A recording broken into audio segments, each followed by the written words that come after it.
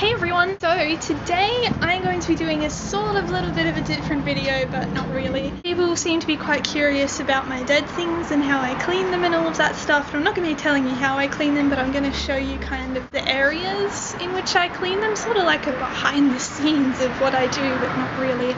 Down there. So this is what everyone likes to call the graveyard. Usually right here is where I have something buried. I only bury really big things. I did have an ostrich foot here. That was the last thing that's there, but not anymore, so there's nothing there currently. I do have a few birds scattered around underground, but I forgot where I buried them and it was ages ago, so I don't think I'm ever going to get those back. And then over here with these bricks. These are structures that I've made for particularly fresh animals that need to decompose before being macerated and degreased and stuff. So in here, there's lots of bugs helping to clean it. That's hubrid, the rats that I taxidermied, if you remember. And I have these bricks so that bugs and stuff can get in to eat the animals, but nothing else can, so larger scavengers can't get in and eat them. And then in this big one I have a heron, but I'm not sure if you can see because it's in that plastic bag there, but you'll see it eventually when it's all clean.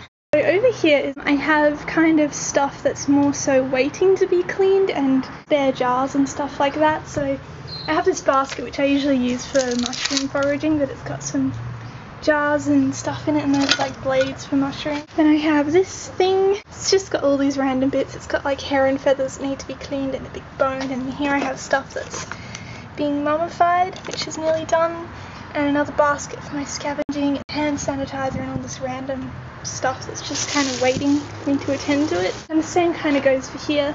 I have this big cow skull that's waiting to be cleaned, but because there's really not much room inside at all for my stuff, I wait until I can think of a good idea to do for the artwork on it and stuff before cleaning it. And I have more bones in here waiting to be cleaned and stuff like that. There's a ram skull there if you can see it. And then in there I have other things that were being cleaned and have been kind of forgotten about. Here I have my ostrich foot, which is, well, it's degreasing, but it's also macerating. I think it just decided to do that on its own. And I think these are either sheep or pig bones, which are just not really being cleaned, it's just getting like any bugs or anything like that out of them. And then this big bag has a bunch of sheep and kangaroo bones and stuff, and cow bones, which are for my artwork. You can see in there, there's a lot of skulls and stuff. Yeah, that's again for cleaning when I can think of an idea. This is where most of the action happens, so to speak. So over this side is where I usually have stuff that macerates in the jars, but right now I don't think I have anything macerating, which is good because the smell is terrible. So this is all stuff that's degreasing. Like, I think in there I have like pufferfish bones or something, and I don't know, all these different bones. I have kangaroo bones in there, and there's all sorts. These are some skulls that I have that are sun bleaching currently, but I think I need to degrease them a little bit more. But I have a fox skull, which I'm really excited about. This one is all mine.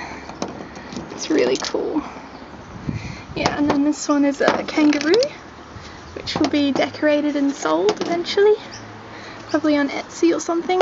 And then I have more stuff degreasing here. And like in this plastic bag is actually a big fish that I need to deal with, but it's just the bones and scales. It's not like actively decomposing. So, and then over here I have more bones that are sun bleaching because I don't know, the degreasing thing is just being really stubborn at the moment and it's not really doing a lot, so I'm just leaving it out in the sun for a while.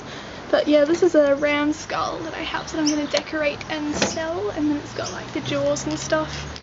But yeah, so that's kind of everything, I think. I used to have bodies down here to decompose, but it was too smelly and things always came and found them and ate them and stuff, so this is now just where I pour like out the maceration liquid and stuff when I'm cleaning the jars. And then under there I just have spare buckets and stuff, my dead things. So usually after the bones have dried, which will either be out in the hallway or on my desk, usually the bones will go either on the cupboard in the hallway, but I'm not going to show you that because my mum's there and I'm still a bit weird about talking in front of the camera with people around, but either that or they'll go on my desk where they will then be worked on. So as you can see, I currently have this sheep skull. I think it's actually pathological, if that's the right word, because it's got crooked eye sockets. I don't know if you can tell, and it's like slightly slanted. Anyway, yeah, so things will usually go here to be worked on, and yeah, what else? I have like my kitten bones in there which I need to put together, and then after that they either go back in the hallway waiting to be sold or they go on my my shelf, which there is no more room for at all.